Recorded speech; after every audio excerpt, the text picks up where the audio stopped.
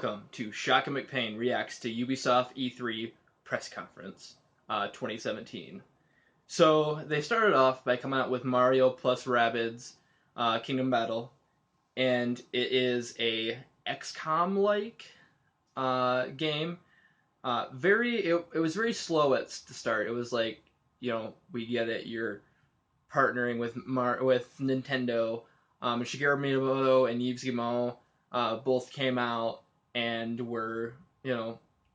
they were talking about the game. It's a huge partnership for Ubisoft, but at the same time, Rabbids weren't the best choice. I thought I really don't care for the Rabbids. The gameplay looks really cool. It's just it's I already have it. One, I already have an XCOM game. Two, I feel like this would be a lot more cooler without the Rabbids.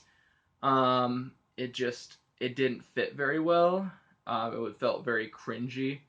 But that's my take. I know some people are very excited for it.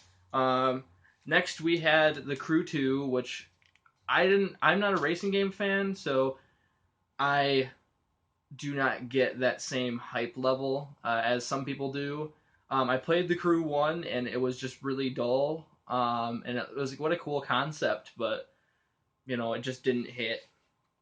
Then they showed the trailer, which the trailer itself was pretty cool, but the gameplay, was just okay, we get it, Then they went on to reveal Transference, which was a weird Elijah Wood collaboration. As it was a thriller, like a horror thriller game, but they didn't show us anything of it.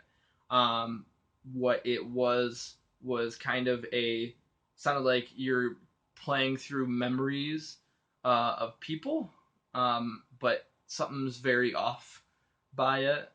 Really cool. I enjoy VR. I don't own a VR headset myself, but I can see where this could be really cool. And then, of course, they revealed Skull and Bones, which is their pirate game, and I am a pirate guy, and initially I was through the roof.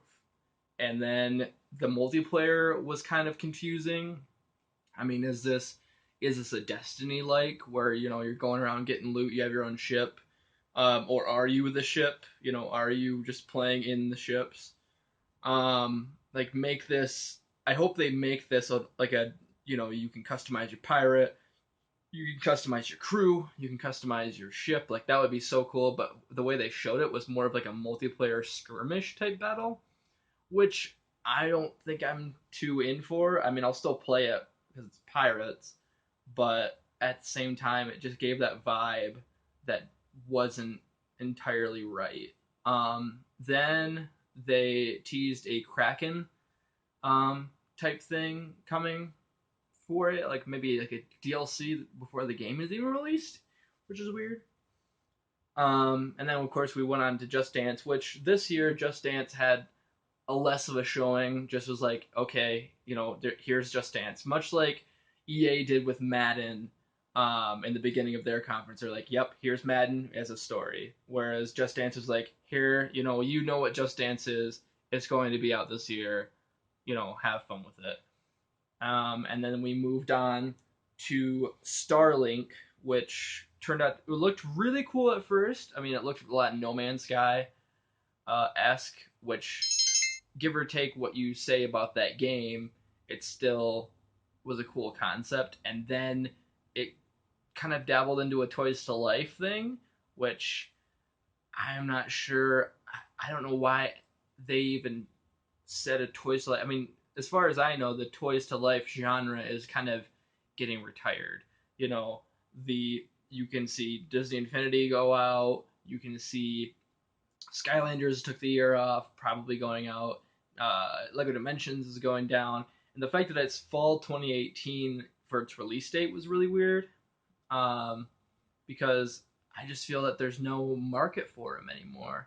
But we'll see. Definitely interesting. Customizable ships and stuff. And then we moved on to Far Cry 5, which was really cool, but I can see where it's going to ruffle some feathers. I think the American setting is so good for the franchise because we need to get into, we've had the tropical settings, we've had the vast mountain settings. Like even had BC settings. We need something that's really different from what they had before, and it was a really fun trailer. Very gory, very like the goriest I've ever seen a Far Cry game. Um, but it's very interesting. I will definitely be picking it up. Looks the most interested I've been in a Far Cry since 3, which is really cool. And then, of course, we get into the final announcement was Beyond Good and Evil 2.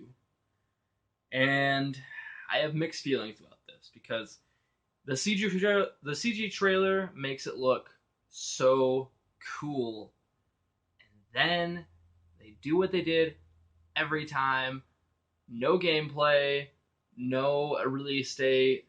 Like they're just trying to milk it at this point, and it looks like it's such a cool game. But at this point, how am I supposed to believe that it's going to happen?